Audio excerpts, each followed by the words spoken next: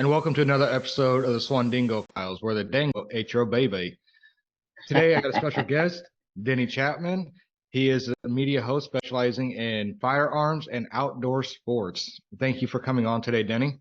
Yeah, man, my pleasure. Absolutely. So, how's the weather where you're at right now? It's good. I'm in Central Florida. I'm in Gainesville, Florida today.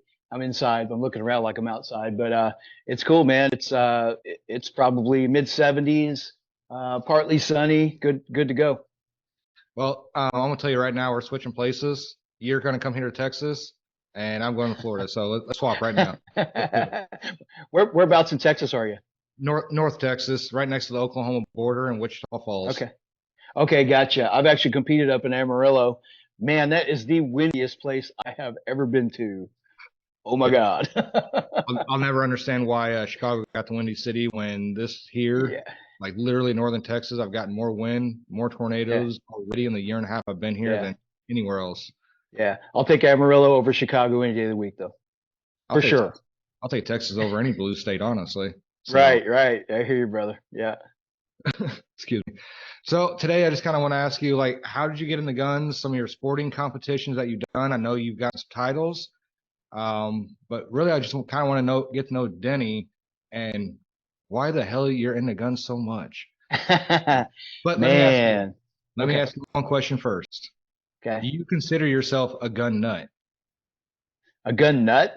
Yes. I don't know. What's the definition of a gun nut? I don't know. Maybe. I don't know. That's just what liberals call people with Oh, more than one gun. okay. They would probably call me a gun nut. Yeah, they'd probably call me a gun nut. My buddies and people know me would probably call me normal. But yeah, so to answer your question, I grew up with firearms as tools. My my whole family, I grew up in a pretty much a rural environment. Hunting, fishing, shooting. I got a few years on you. When I was in school, the parking lot of my high school, you would see pickup trucks with gun racks in the back. No lie, for real. And there'd be a rifle and a shotgun, usually a rifle and a shotgun in the back window of every pickup truck in the parking lot of my high school when I was mine. And it was normal, and it was not looked upon in a strange way. I grew up in Southern Illinois, by the way, nowhere near Chicago, all the way down the southern part of the state. Coal mines and cornfields, lots of fishing, lots of farmland, almost down in the Mississippi River Valley, down the bottom tip of Illinois. So I grew up around guns. Guns were a normal tool that I was brought up with. Hunting, I was hunting with my dad and my grandfather by the time I was 8 years old or so. I'm trying to remember back, and it was just normal. It was a normal thing for me. As an adult, um, well, I really started getting interested in guns when I became a law enforcement officer in the early 90s. And because I had to have one on me, part of the job. Um, Back up a little bit. Um, Pretty much my whole family has had military history, served in one form or another. And by the way, thank you for your service, and all of your followers and listeners and viewers. Thank everybody for your service. Thank Grew you. up around it, family members, respect it 100%. And our paths go different directions. I end up going a little bit different direction. Huge respect. A lot of friends and family, military service. So thank you guys. Thank you everybody. So by the time I was an adult, at one point in my life, I became a police officer as a young man, carried a gun, and grew up around guns, liked guns, and figured, well, if I'm going to carry, I was on a really small department, by the way. It wasn't a big city department, but I took it very seriously, and I figured I'm going to carry a gun, I'm going to get good with it, and I did. And that's when I discovered, a couple years later, I think in 1997, I discovered, probably a lot of you guys watching may not even been born by then, but I joined the United States Practical Shooting Association as a competitor in 1997. I think 97. Been a member for 27 years. Run and gun, USPSA, Hmm. and got into it like hard and heavy, fast, and just soaked up as much of that as I could. By the way, I was a mounted police officer, so I was on a horse. So I've always been a horsey kind of guy, right? So that evolved into another sport called mounted shooting, which is shooting off horseback. And I made a career out of it, not immediately, but eventually, mainly from training the horses, desensitizing them to gunfire. And eventually I became pretty good at that sport and learned some titles, and I had a lot of great experiences. And gosh, man, one thing leads to another. And next thing you know, I'm on this TV show on History Channel. Um, Shooting guns and having a good time, and millions of people watching me do it along with the other guys. And so I guess I have to credit my family for bringing me up around guns, for developing my interest and my respect for guns, and learning how to handle guns responsibly and correctly, in a nutshell. Yeah, and I know you deal with a lot of people trying to get on to competition shooting and everything like that. What's the biggest mistake you see out of gun hold or people that handle firearms? What's the biggest mistake you've seen? Because you're the expert on it. You've been doing it for, we could say, your entire life almost. And how old are you? Yeah, yeah. I'll be 55 this year. You actually look pretty good, honestly. So, Thank you, thank you, thank you.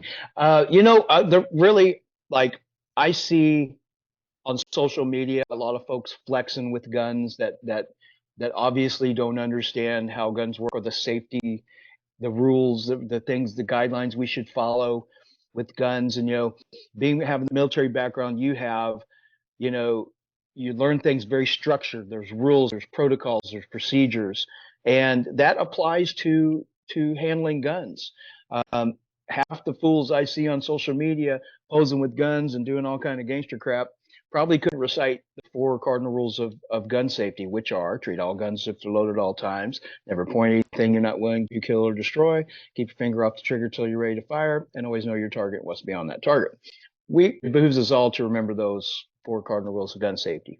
And so that's the biggest thing I see is egos. Some folks using guns to boost their ego. Um, Guns are such a fun, cool tool to use, not only for the intended purpose of the Second Amendment, but hunting and shooting sports are subsidiary things we enjoy because of our Second Amendment rights. So, I would like to see people learn how to have fun with their guns safely, and instead of just posing on Instagram and doing stupid, unsafe stuff. I was going to ask you, you said you were the mounted. How long does it take to break a horse from the gunfire? Because I can only imagine, especially an animal that big, that Yeah. skittish over snakes and other things. Yeah. I've seen literally horses rear up and smash people's faces in. I mean, Yeah, it's funny. There's a saying: you can shoot off any horse once, and it's after that you don't know what's going to happen. But because I was involved not only as a mounted police officer, but as a professional mounted shooting competitor in the sport of cowboy mounted shooting, I learned how to desensitize horses to gunfire. We actually used ear pro for horses. They actually had their own earplugs. I used special blanks that were very low power to desensitize the horses while they're moving. I used a round pen so that when the horse anxiety builds up, it has to go somewhere, because horses are fight or flight. And most of the time they'll flee, they'll run, they run from danger, they scoot out.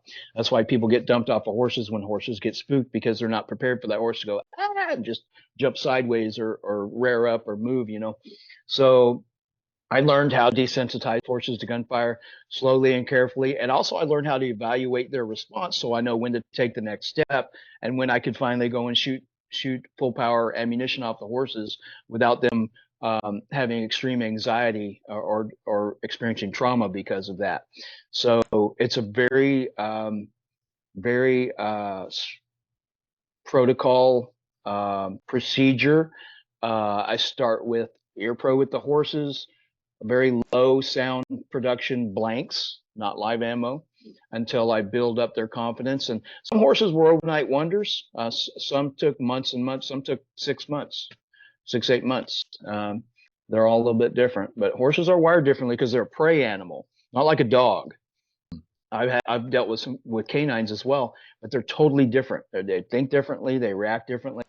So horses, yeah, it's quite a process, and took me a few years to kind of figure it out. Once I figured it out, I had a really good process going, and a lot of people sent horses to me to become desensitized. And like I said, I ended up kind of making a living, not kind of making a living in the sport for a while, training mounted shooting horses you can shoot off of. And I trained them for other people besides the people in the sport. I trained a few police horses.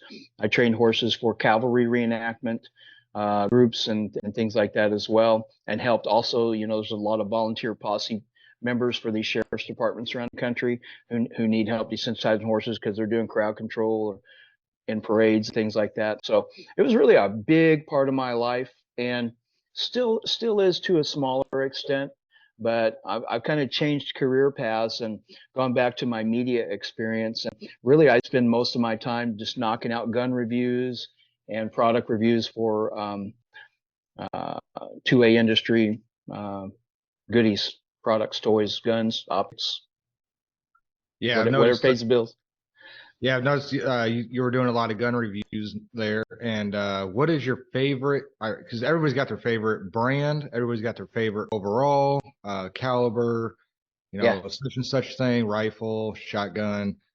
Personally, shotguns, I don't care too much, like what kind, as long as it'll, yeah.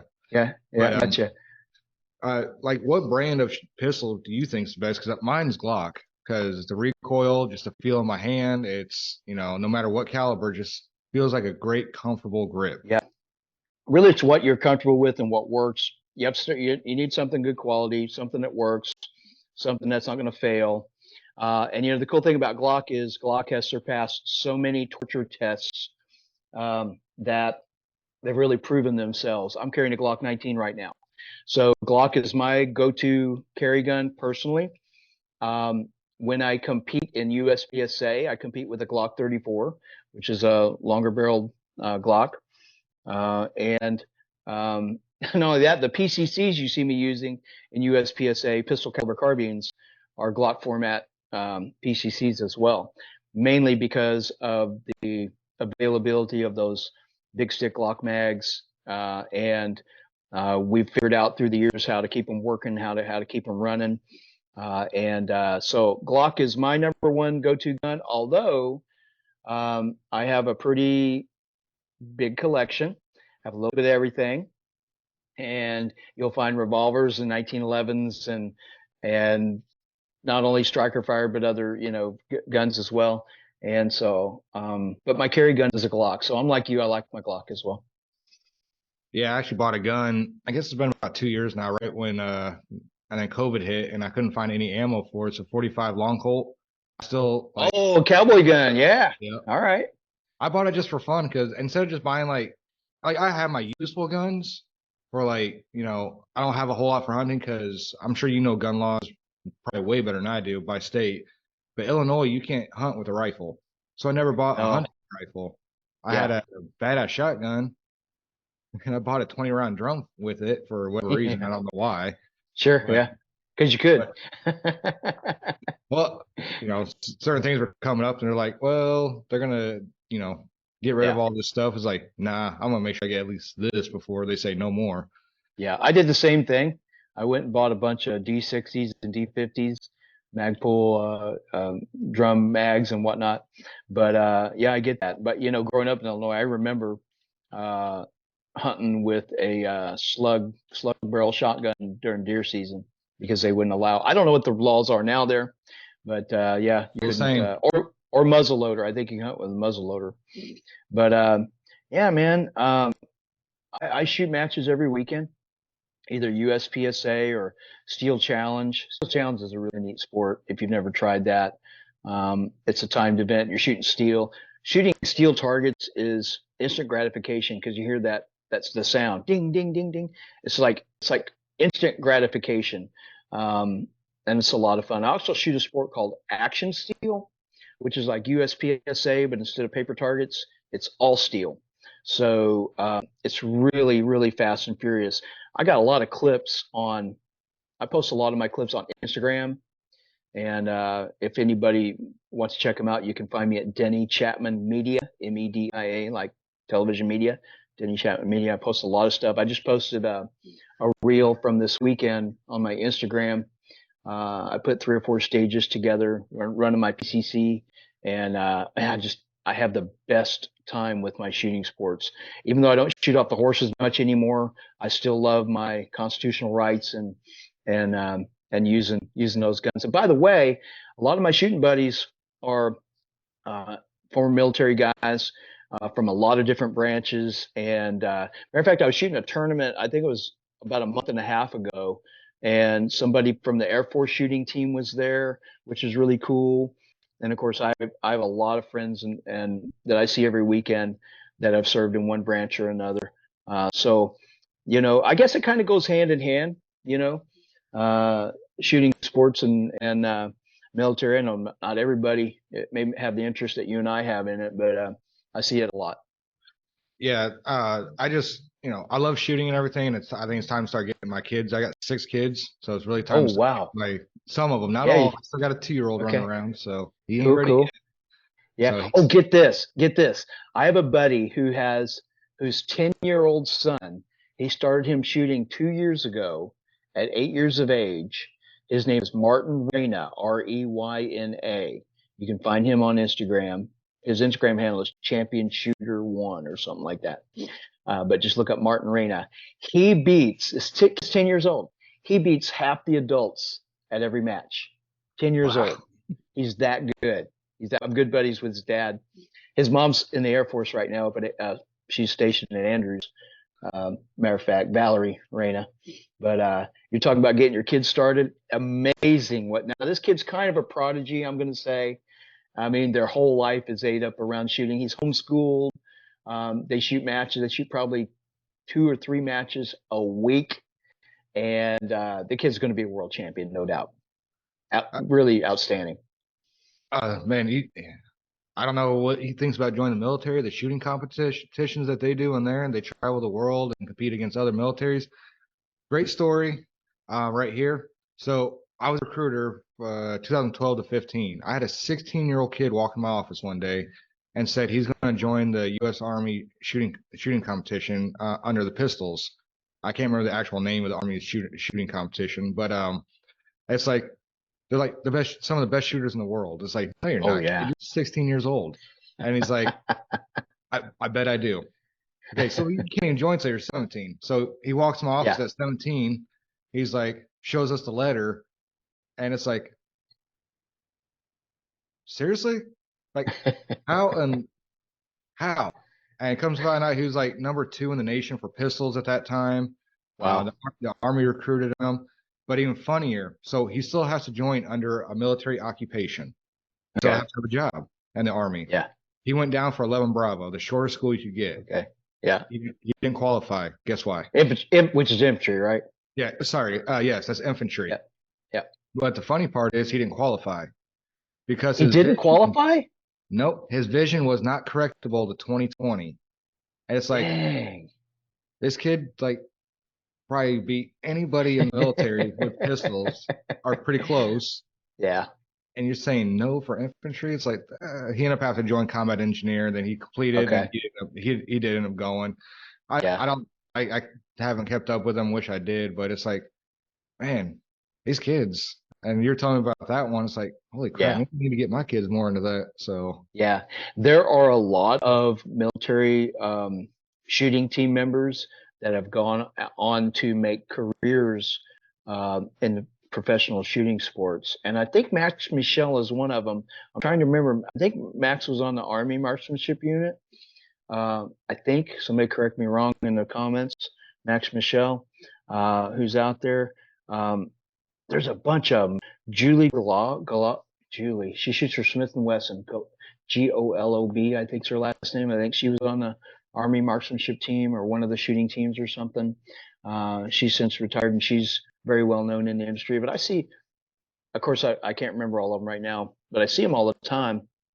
And there's a lot of them that actually have made careers out of the industry, which is really cool.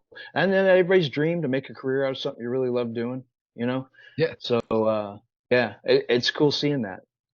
Well, I mean, where like what are the websites or where do you go to even find this out? I know you just Google, but like what are some of the best places to start trying to even get competitive shooting? Because a lot of people Yeah, want to do it, but of course, just like any other sport, and shooting is a yeah. sport, you're not going to start, in on the national level. You got to start somewhere. I mean, we're Sure. Yeah, it's really very simple.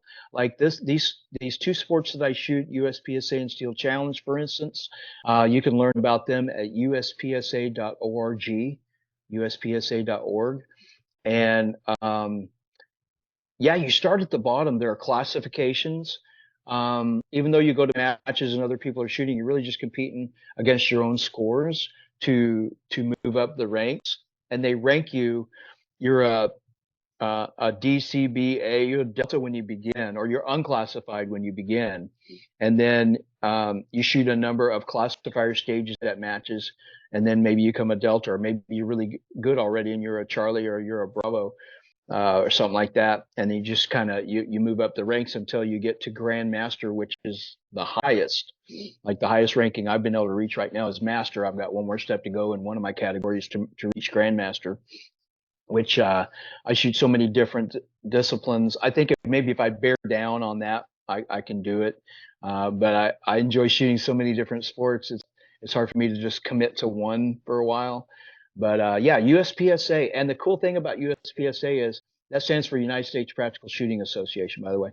So that is the American um, branch of IPSC, the International Practical Shooting Confederation. And that's the international practical shooting organization. And they have matches all over the world and in the United States, which is really cool. But USPSA is the American version of that. And you can find through USPSA, you can figure out what the divisions are, what the categories you may be able to compete in, depending on what firearms you own, what equipment is necessary. It's a sport. Sometimes sports are easier when you have certain types of equipment, right? So they have a lot of great articles, suggestions, and links on where to find equipment to be able to compete effectively. And the cool thing is there's so many different divisions that probably if you're an avid firearms enthusiast and you have an assortment of guns to choose from, or even if you don't, probably there's a category for you. Any pistol caliber handgun, for instance, can be used in, if I'm correct, 9 millimeter or above in caliber can be used in USPSA. They might cap it off at a caliber. I'm not sure, but almost everybody shoots 9 millimeter these days because it's the most prolific ammunition handgun caliber in the world, and will be probably for till both of us are gone. But people do shoot 40, 45, different variations of 9 millimeters, 9 millimeter major, which is a 9 millimeter cartridge loaded with extra pressure to meet major power factors. But I don't want to overspeak and throw out too much gobbledygook information out there. The bottom line is there's a division for everybody. It's a lot of fun. And in this other sport called Steel Challenge, you can actually shoot rimfires also. So 22 pistols, 22 rifles, which is cool because the ammo's cheaper, it's available, it's easy to get kids and women involved because there's not a lot of recoil. It's not intimidating, and it's a really cool sport as well. So you can find them both online. Just Google USPSA or Steel Challenge. You'll find those two sports. Those two alone will keep you busy, and you'll have a great time. There's 13 divisions in Steel Challenge, so odds are, whatever gun you pull out of your safe, there's a division for that gun that you can compete in and use. And man, it's a lot of fun. Yeah, I right now I got my favorite gun is the 45 Smith and Wesson M&P. But I got Yep, my wife a great one, great for a purse gun, Smith and Wesson 38 Special 5 round revolver with the internal hammer. yep, I yep. love I love that thing, but the recoil on that son of a gun is god damn, it's worse than Yeah, the yeah, 45. they're tough. Yeah, we have a little Smith 442 at the house, which is a concealed hammer revolver, 5 shot. Maybe we may have the same model as you have. And the thing about those little 38 special revolvers are because of it's physics. It's all physics. We can take a 1911 or would you carry Beretta? Did they have Beretta when you were in the service? The Yeah, they, well, they M9s or still whatever. Yeah, they still do, but I heard they're phasing them out for Yeah, I think they're going with the SIGs now. Yeah. Anyway, you take a Beretta, full size Beretta, and take a two-handed grip and with the proper technique be able to handle that recoil. But it partly because you got a lot to hang on to. Those little revolvers have those little snubby little handles. There's not much there to hang on to. And do you know, I'll give you some information. Did you know that your pinky translates to up to 30% of your grip strength? No, I did not know that, honestly. No. Yes, yes. So if you're shooting a handgun that you can't wrap your pinky around, you are sacrificing up to 30% of your grip strength by just using these fingers. And really, you're only using these fingers and this webbing because this is your trigger finger. And so all you're handling that gun is with these two fingers and whatever part of your hand is wrapping around it. So the bigger the grip, I'm gonna say the bigger the grip, the more control you're probably gonna have over that gun. You may think, oh, this thing's big and bulky, but if you can cover all that surface area with your hands and do that, you're gonna be able to control that gun. So those little snubbies are cool and concealable, and a lot of them are really lightweight. But when you actually have to shoot it, it's not a lot of fun to shoot. Yeah, nobody ever explained a whole lot about handguns to me. Military, mostly, rifles, machine Sure. guns, rockets, missiles, stuff like Yep. that. So nobody's really explained it, and I didn't honestly did not know that's 30% of your grip right there in a handgun. Yep. So That's pretty important. Yep. This was the most important one of the most important fingers to the samurai to the samurai warriors because they use this for balance with their swords. And so uh, to punish somebody out there, or if they captured an enemy samurai, they chop their pinky off, so they would lose that control and that balance, and they couldn't be as an effective as a warrior. Interesting, yeah, I just learned a couple things today now, and I'm a huh? lot smarter now. I got to Yeah, ask you, protect your pinkies, man. Your pinkies are important. so okay, I got to ask this because I know you done been on TV before as a stunt performer in a TV show, The Walking Dead. How did you Yeah, I land got that one? I got lucky. I got lucky. So, I have a horse background, right? We talked about that a little bit. I was as a Mountie and as a competitor in the Cowboy Mountain Shooting Association. So for a while there, I was really having a lot of fun with my horses, and I learned how to Roman ride and trick ride. The stuff that you see in the PRCA Specialty Act, where you're standing up riding two horses with one foot on each horse and jumping on and off the horses and doing tricks and stuff like that. So I learned how to do some of that, and I became proficient at it to the point that I hired myself out to some entertainment venues and rodeos and stuff. Well, in the meantime, through one source or another, I met some folks in the television entertainment industry, particularly with using animals with TVs and movies and television movies.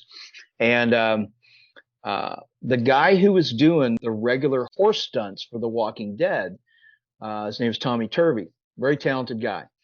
He was off working I think he was working that Johnny Depp movie at the time. This is back in 2010 or 11, uh, when Johnny Depp was on that the Lone Ranger movie. You remember that? So he was away. He was normally would have been doing some of those horse stunts.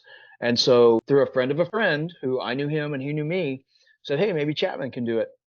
So they asked me to submit an audition tape of me rearing up on a horse and falling off and doing a couple things and it worked. So I became a stuntman for The Walking Dead season 2, episode 5.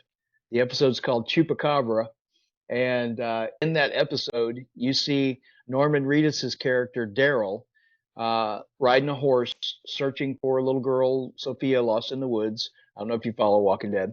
And his horse sees a snake, supposedly, it's all movie magic, and rears up and dumps him off. Well, that was me. That was me and actually my horse, one of my horses. So I know yeah, I know that exact scene honestly because yeah, I yeah, did follow the first like 6 or 7 seasons. I don't remember, and it just kind of got a little bit weird at the end there. But so I know exactly the scene. My wife was a big time fan of it. She got me into it, and we oh, binge cool. watched it after Afghanistan, 2010, 11 or something. I don't remember. Yep. You know, Yeah. I'm getting old too. I'm 38, so We're But getting old, Stephen. But yeah, it was great fun, and you can't tell it's me.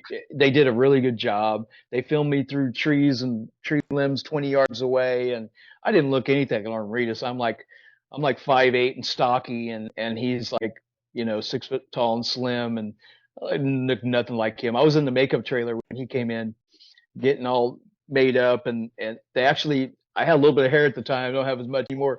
They pretty much shaved it all off and left just enough to attach a wig to that kind of looked like him because he had that straggly hair. And I'm like, man, I don't look nothing like this dude. He's a really cool guy, by the way, really neat guy. But that's my stuntman story. I still get residual checks from that, although sometimes they're 10 or 12 bucks. But it's a lot of fun based on, I guess, digital people renting digital copies or whatever. Every once in a while, I'll get a little chunk there. I can go out to dinner or something. Kind of cool, kind of fun. right. So I got one final question though. We got to settle a long time debate between gun owners and Okay. non-gun owners. Hmm. Is there such thing as too many guns? No, absolutely not. Are you Thank you. kidding me? All you wives and girlfriends out there, no, there's no such thing. It's a fallacy. You cannot have enough guns. Yeah, well, I must have the best wife in the world. She wants me to buy guns. She wants me to buy tools, and it's like that's just crazy. Awesome. So, Man, you better hold on to that woman. Yeah, you ain't got oh, no choice now. You got 6 kids. I'm about to say, like, what am I going to do with her? I got 6 kids. I mean, we're She not going to sounds say like a that on the great show. gal. We're not going to say that on the show, but yeah. Cool, But man. I appreciate you dropping by, Denny. And Yeah, absolutely. Yeah. Anybody wants to keep in touch or follow me, I'm on Instagram, Denny Chapman Media. On Facebook, I'm pretty easy to find on Facebook. Just search my name, Denny Chapman. I do some pretty cool YouTube stuff for some different gun companies, so you can find me. Oh, I want to give a shout out to Survival Dispatch because this is a YouTube channel and a company I've been doing some work for. Really cool. So make sure you check them out. Survival Dispatch. They got a really cool YouTube channel. You'll see me doing some gun stuff for them and some cool stuff. But we have a lot of neat guys that are uh, doing content with us, including a lot of military guys and former military guys. We got Tyler White with us right now, as a matter of fact, who's had a lot of special operations experience in the military amongst other guys. So Survival Dispatch, check it out. I'm glad to be a part of it. well, I definitely will. A lot of that stuff I need to get my kids into too a little bit more besides just video games, but maybe learning a little bit more about gun handling and how to do everything. But I do appreciate you stopping by. I plan on looking you up and following you a lot more and maybe learn some Cool. stuff myself. But that's all we have time for today on the Swandingo Files. Make sure you protect your pinkies, according to the Japanese and Denny Chapman. I don't know. But yeah, pinkies important. Don't forget that, people.